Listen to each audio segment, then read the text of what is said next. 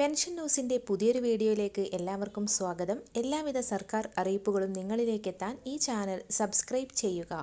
Pension ഗുണഭോക്താക്കൾക്ക് സന്തോഷ വാർത്ത. സാമൂഹിക സുരക്ഷാ പെൻഷന്റെ വിതരണ നടപടിക്രമങ്ങൾ സർക്കാരിന്റെ ഭാഗത്തു നിന്നും ആരംഭിച്ച സാഹചര്യത്തിൽ ഇന്ദിരാഗാന്ധി ദേശീയ വാർദ്ധക്യകാല പെൻഷൻ, ഇന്ദിരാഗാന്ധി ദേശീയ വിധവാ പെൻഷൻ, ഭിന്നശേഷി പെൻഷൻ, 50 വയസ്സ് കഴിഞ്ഞ അവിവാഹിത പെൻഷൻ, കർഷക തൊഴിലാളി പെൻഷൻ, ഇതോടൊപ്പം തന്നെ സർക്കാർ ജീവനക്കാർക്കുള്ള NPS, PF പെൻഷൻ, വിവിധ ക്ഷേമനിധി ബോർഡുകൾ നൽകുന്ന പെൻഷനുകൾ തുടങ്ങിയവയും എന്നീ വിഭാഗങ്ങളിൽ ഉൾപ്പെട്ട എല്ലാ ഗുണഭോക്താക്കൾക്കും പെൻഷൻ തുക എത്തിച്ചേരും.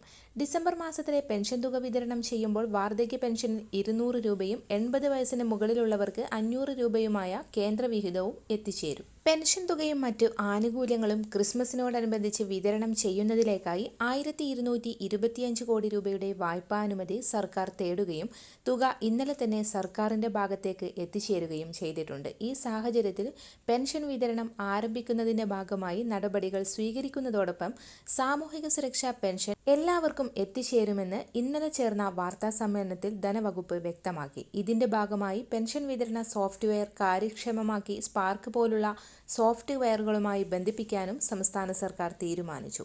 ഇൻഫർമേഷൻ കേരള മിഷൻ സേവനം കൂടുതൽ പ്രയോജനപ്പെടുത്താനും തീരുമാനമായിട്ടുണ്ട്. എല്ലാ പെൻഷൻ ഗുണഭോക്താക്കൾക്കും 3200 രൂപ വീതം എത്തിച്ചേരും. മസ്റ്ററിംഗ് പൂർത്തിയാക്കിയവർക്ക് മാത്രമാണ് തുക വിതരണം. എല്ലാവിധ സർക്കാർ അറിയിപ്പുകളും നിങ്ങളിലേക്കെത്താൻ ഈ ചാനൽ സബ്സ്ക്രൈബ് ചെയ്യുക.